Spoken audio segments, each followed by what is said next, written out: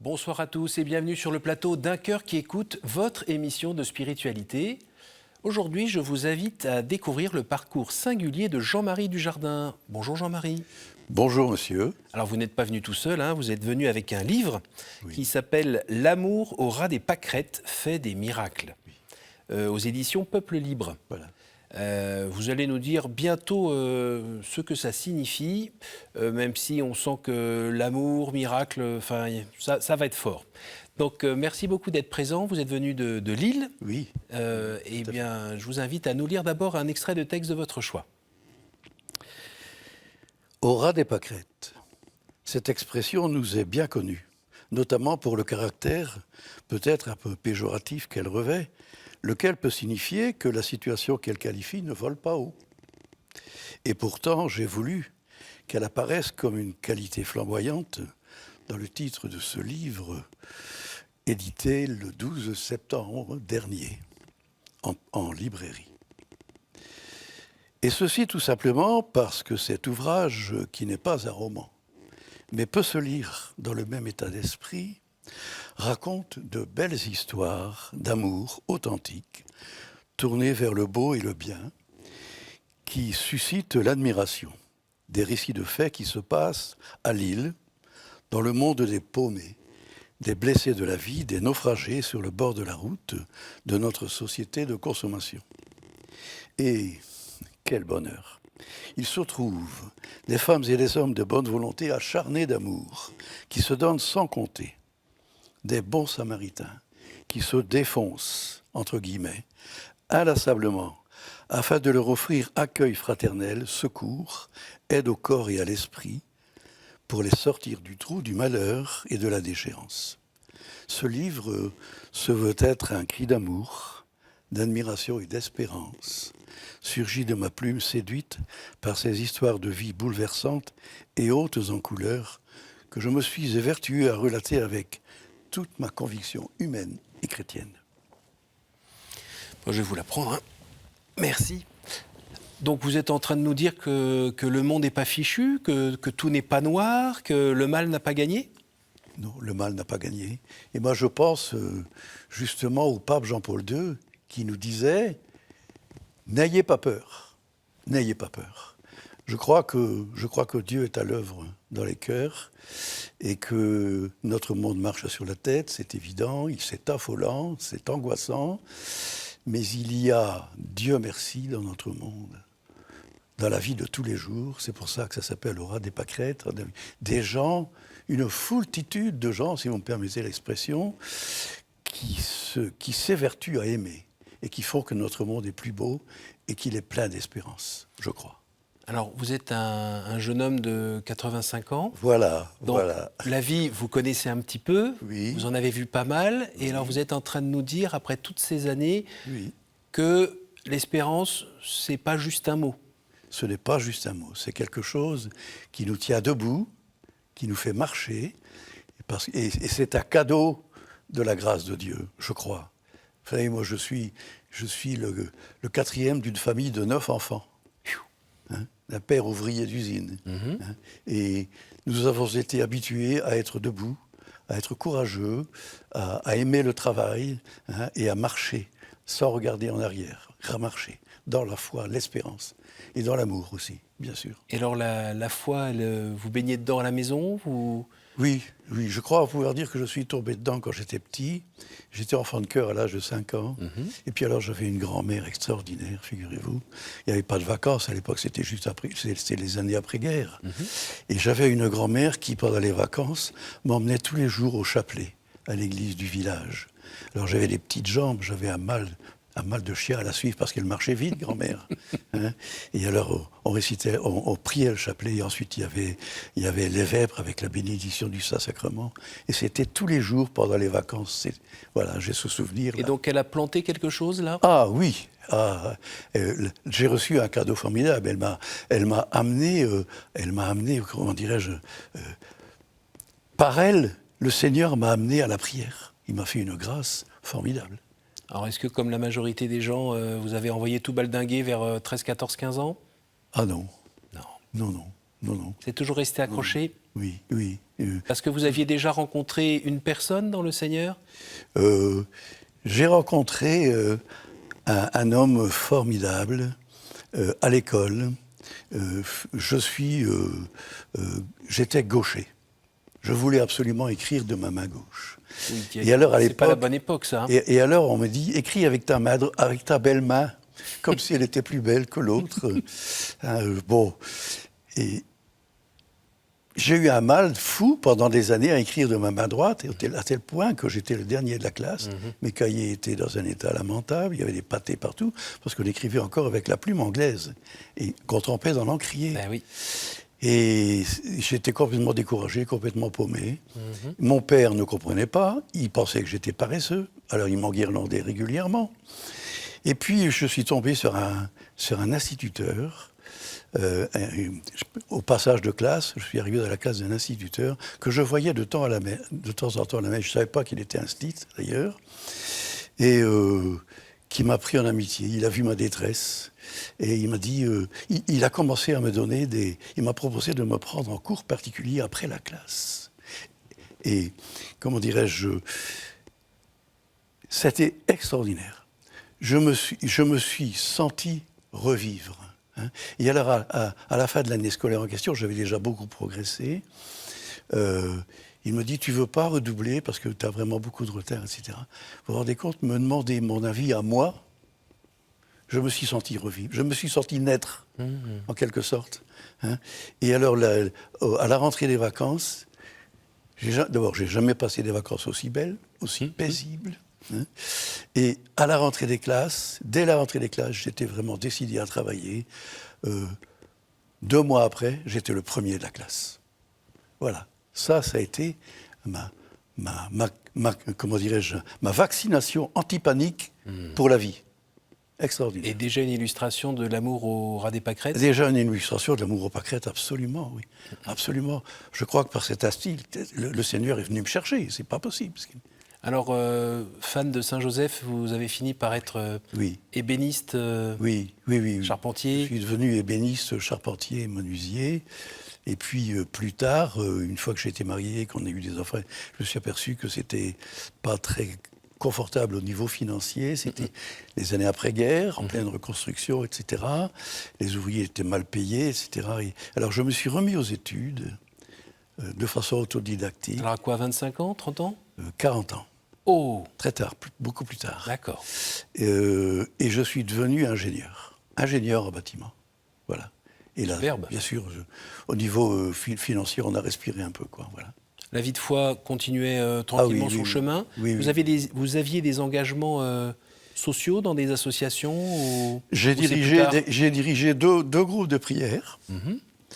Et puis, comme j'étais plus jeune, j'étais cœur vaillant, en fait, etc. Bref. Et puis, vers l'âge de 45-50 ans, je suis devenu laïc dominicain. Alors, en un mot, qu'est-ce que c'est? Le laïcat dominicain, c'est, si je puis dire, la branche laïque c'est le tiers-ordre, en quelque sorte. C'est la branche laïque de l'ordre des prêcheurs, fondée par Saint Dominique. Ça vous engage à quoi? Ça m'engage à étudier la parole de Dieu, parce que pour la vivre, il faut la connaître. Étudier la parole de Dieu, la prière, l'étude, la prière, et le témoignage. Le témoignage, c'est porter aux autres ce que l'on a reçu. Ces témoignages, ça va avec l'amour. Aller vers les autres. Voilà, aller vers le monde. Alors, dans votre livre, vous parlez notamment de 3 associations, La Clé, Espace Fraternité et le Rail. Oui. Je parle de 3 associations et puis je parle aussi du boulot merveilleux que font nos frères dominicains à Lille, notamment aux 60 rue de Condé, où ils accueillent les pauvres, les rejetés de la société.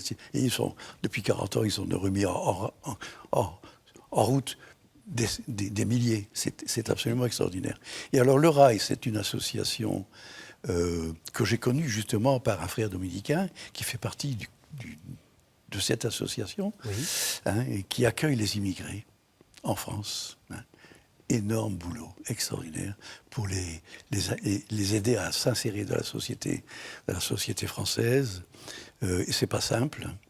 Et puis, Espace Fraternité, c'est une association qui a été fondée par quelques laïcs dominicains et qui, dans les rues de Lille, distribue chaque semaine 1000 repas aux gens qui dorment dehors, aux clochards, aux laissés pour compte, etc. Clochards entre guillemets. Hein. Oui, oui. Hein. C'est absolument fabuleux. Et puis la clé, c'est une association qui fut fondée par des sœurs dominicaines, qui se sont un jour donné pour but d'alphabétiser les illettrés. Énorme comme objectif. Et alors elles ont mis comment dirais-je, au-dessus de la porte, hein, accueil de fraternité, quelque chose dans ce goût-là, quoi. J'en parle dans mon livre. Et très vite, ça a pris une ampleur. Les sœurs enseignaient les gens qui se présentaient individuellement. Elles étaient 8, jusque dans les escaliers. C'est tellement la maison était trop petite. Et alors bon, ça s'est développé, etc. Comment dirais-je, c'est devenu une association avec des laïcs, etc. C'est reconnu d'utilité publique, donc avec des subventions, des apports extérieurs, des donateurs, etc. Et figurez-vous que la clé aujourd'hui, c'est une école à Lille. Je ne sais pas s'il y a d'autres exemples en France, mais c'est une école qui prend en charge gratuitement 700 élèves chaque année. Des élèves en difficulté. C'est extraordinaire. Moi, ça m'a scotché complètement. Ça. Et alors, vous-même, vous avez pu, dans votre vie, malgré votre vie professionnelle et votre responsabilité de père, vous avez pu prendre le temps de vous engager dans des associations ? Ah oui, oui. Je suis musicien, donc j'ai fait partie d'un orchestre d'harmonie. C'est une belle association aussi. Et puis j'ai fondé un groupe de prière qui se réunissait toutes les semaines. Hein, oui, tout à fait. Oui, bien sûr. Parce que parfois, on n'arrive pas à tout faire en même temps. Non, bien sûr, on n'arrive pas à tout faire. Puis je me suis toujours, comment dirais-je, investi dans la paroisse. Par exemple, actuellement, je fais partie du comité de rédaction du journal paroissial. J'ai fondé sur ma paroisse un groupe de Lectio Divina. Et bon, je suis vraiment très engagé. Encore maintenant. Très absorbé, très engagé. En plus du fait que, Dieu merci, le Seigneur m'a fait la grâce d'une bonne santé. Et je cultive, j'ai la chance d'avoir je cultive un potager de 400 mètres carrés. Ça me permet de prier. Vous savez, quand je mets de la graine dans le sol, je dis, Seigneur, je te confie cette graine. Et c'est formidable, j'ai toujours des belles récoltes, c'est formidable. Ça, c'est un secret que vous venez de transmettre aux téléspectateurs, si on veut que ça réussisse un peu. Voilà. La vie vous a pas non plus totalement épargné. Vous avez votre troisième enfant qui a des petits soucis de santé. Oui. Et puis vous avez aussi perdu votre épouse. Oui, j'ai perdu mon épouse, ma première épouse, alors que j'avais 64 ans. Ah, vous étiez déjà très jeune. Oui, d'une maladie, la maladie de Parkinson, ce qui n'est pas... Ouf. Ce qui n'est pas facile à vivre. Alors ça m'a complètement sonné à l'époque parce que nous étions très amoureux. Ça faisait quand même 47 ans qu'on cheminait ensemble dans une fidélité parfaite. Parce que la fidélité, c'est la plus belle preuve de l'amour que l'on puisse donner à quelqu'un. Dieu est fidèle. C'est la plus belle des preuves qu'il puisse nous donner son amour. Et j'ai eu alors j'ai été complètement sonné. Et puis quelques temps plus tard, le Seigneur m'a fait un cadeau.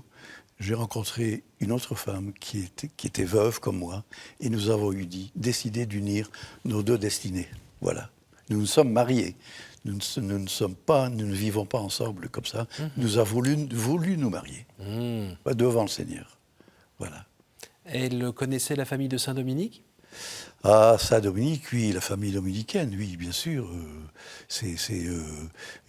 Alors, il y a les religieux, il y a les cérémoniales, hein, il y a le tiers ordre.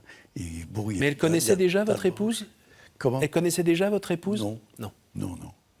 Et elle a découvert... Oui, elle a découvert avec moi, oui, bien sûr, bien sûr. Et nous allons régulièrement à la messe le dimanche au couvent des Dominicains de Lille. On a cette chance d'avoir des frères prêcheurs à notre porte. Hein. Et dernièrement, j'ai participé au pèlerinage du Rosaire à Lourdes, Oui. qui est un pèlerinage merveilleux, 16 000 pèlerins, avec un prêcheur, un prédicateur fabuleux. Hein. Et c'est vraiment c'est quelque chose d'extraordinaire. Alors, les philosophes depuis l'Antiquité nous invitent déjà très jeunes à nous préparer à mourir. Oui. Après, quand on est chrétien, normalement, on a compris que la présence sur Terre était un passage et que la vraie chose à vivre, c'était après. Quand gentiment on rentre dans des niveaux d'âge et dans la pyramide des âges, on se retrouve dans la période où on a plus de chances d'aller au ciel demain que hier. Oui, oui, oui. Comment on se prépare ? Écoutez, je me suis beaucoup posé cette question et ma solution, je pense que c'est le Seigneur qui me l'a inspiré, c'est de lui dire, Seigneur, je me remets entre tes mains. Je te fais confiance, je marcherai tout le temps que tu me donnes la grâce de marcher. Et puis le jour où tu voudras que ça s'arrête, eh bien ça s'arrêtera. Hein, et puis j'espère que tu me donneras la grâce de marcher le plus longtemps possible pour faire le plus bien possible autour de moi. Voilà. Et puis bon, à la grâce de Dieu. Voilà. Et parfois, quand il y a pas des petits moments d'angoisse ou d'anxiété qui... Si. Si, pour ma famille. Oui.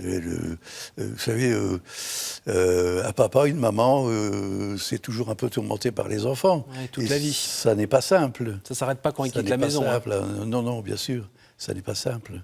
Et oui, bien sûr. Il y a des moments où on a envie de laisser tomber les bras. Et alors là, il y a un recours, il y a un remède qui est absolument... allez, miracle, allons-y. C'est la prière. La prière. Comment dirais-je c'est un chemin, la prière. Pour moi, c'est le cordon ombilical qui me relie au Seigneur. Par Marie, avec les anges et les saints, etc. Mais vraiment, je pense qu'un chrétien, je ne sais pas qui est, je crois qu'il y a quelqu'un qui a dit ça. Un chrétien qui ne prie pas est un chrétien en danger. Je ne sais pas qui a dit ça, mais je crois que c'est vrai. Je crois que c'est vrai. Et pratiquement, vous priez comment ? Quand ? Où ? Alors, je dis mes laudes le matin, en union avec mes frères dominicains. Et je dis les vêpres le soir, en union avec eux aussi. Et puis, je médite mon chapelet tous les jours. Les mystères joyeux, lumineux, douloureux, glorieux, toute la semaine. Et puis, je dis mes oraisons, je prie les 7 Notre Père tous les jours, la prière de Sainte Brigitte. D'accord. Et puis, je dis aussi le chapelet de Sainte Faustine.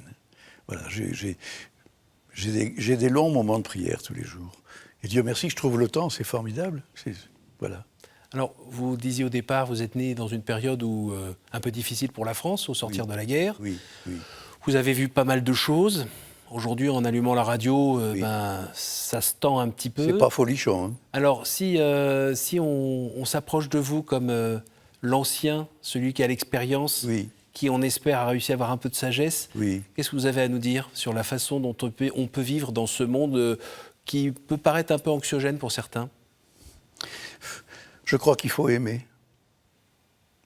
Il faut aimer, envers et contre tout. Même si ça va mal, je pense qu'il ne faut pas tomber dans la désespérance. L'amour, c'est un chemin de lumière. C'est un chemin de force de vie. Parce qu'il vient de Dieu, tout simplement. Dieu est amour. Voilà. Et contrairement à ce que beaucoup de gens croient, Dieu ne nous laisse pas tomber. Dieu aime le monde. Et je pense que ce n'est que là-haut que nous saurons en vérité à quel point nous sommes aimés, je crois. Et alors pratiquement, ça veut dire quoi, aimer ? Je dois aimer le crétin qui m'a fait une queue de poisson sur la route ? Je dois aimer le collègue qui me complique la vie ? Je dois aimer mon frère qui me casse les pieds ? Comment je fais ? Alors ma façon de les aimer, c'est d'essayer de demander au Seigneur la grâce, qu'il me donne la grâce de ne pas leur en vouloir, de ne pas avoir de ressentiment contre eux, de ne pas les juger. C'est toi, Seigneur, qui juge, c'est pas moi. C'est vrai, ils sont pas chics, ils sont...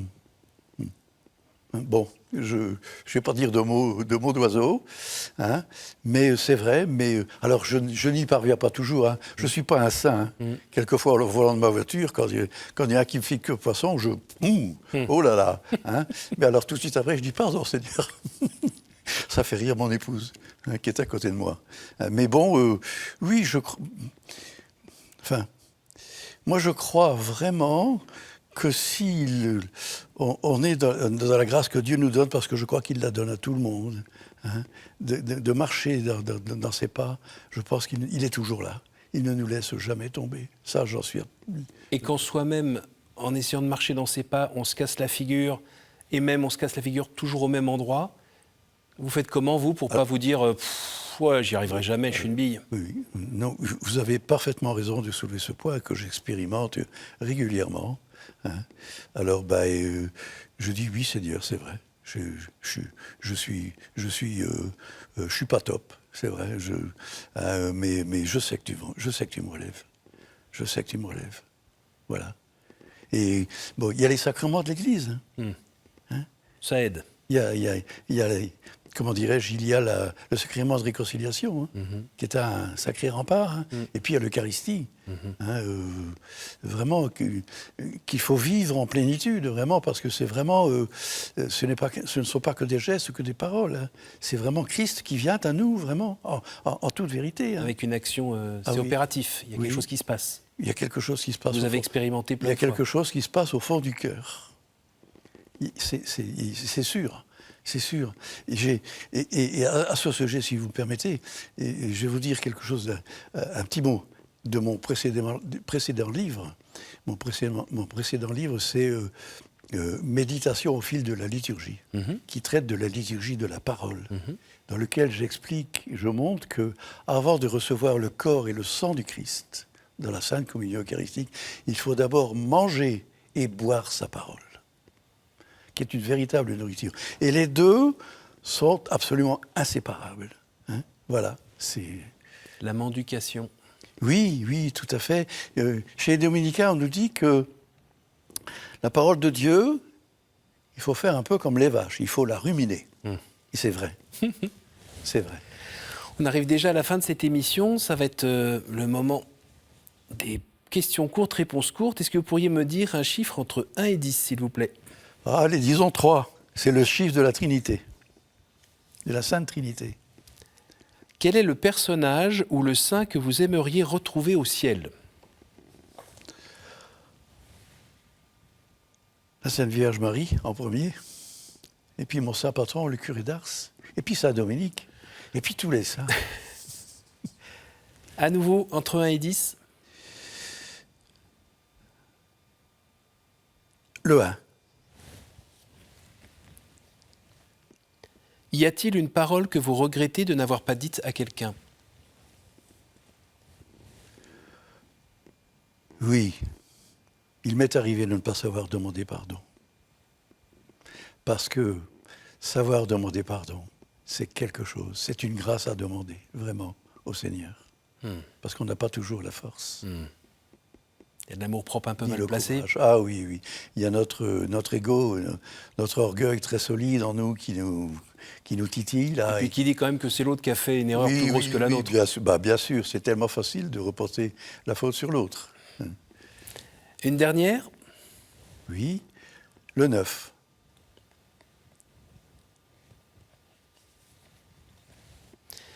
Si vous pouviez revenir en arrière et changer quelque chose dans votre vie, que feriez-vous ? Ah mon Dieu, je ne me suis jamais posé cette question. J'avoue que pour moi, c'est une colle.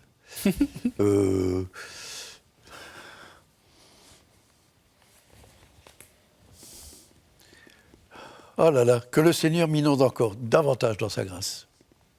Voilà. Bon, il a entendu, je pense. Oui. Écoutez, Jean-Marie, je vous remercie beaucoup d'être venu de Lille jusqu'à nous partager cette paix qui vous anime et cet amour de la vie. Oui. Et puis tout ça, on sent bien que si ça tient, c'est parce que ça s'appuie sur le Christ. Bien sûr, tout à Et fait. puis il y a une corde qui est là le long du mur pour Absolument. avancer, qui on va dire c'est Saint-Dominique Oui, qui bien nous sûr. accompagne pour marcher. De temps en temps, la passerelle balance un peu, vous savez, Ouais, comme on- les passerelles qu'on voit dans les pays, certains pays au-dessus des précipices. Oui. Là. Alors ça balance un peu, surtout quand il fait du vent, mais il faut s'accrocher. Merci beaucoup Jean-Marie Dujardin. Je rappelle le titre de votre livre, L'amour au ras des pâquerettes fait des miracles. Oui, et c'est vrai. Et voilà, et c'est vrai, c'est pas du mensonge. Aux éditions Peuple Libre. Voilà. Merci beaucoup, merci à vous tous pour votre fidélité. N'hésitez pas à retrouver notre programme sur notre site www.ktotv.com et aussi en podcast évidemment. On salue tous ceux qui l'écoutent par ce biais. On vous souhaite une bonne soirée et à la semaine prochaine.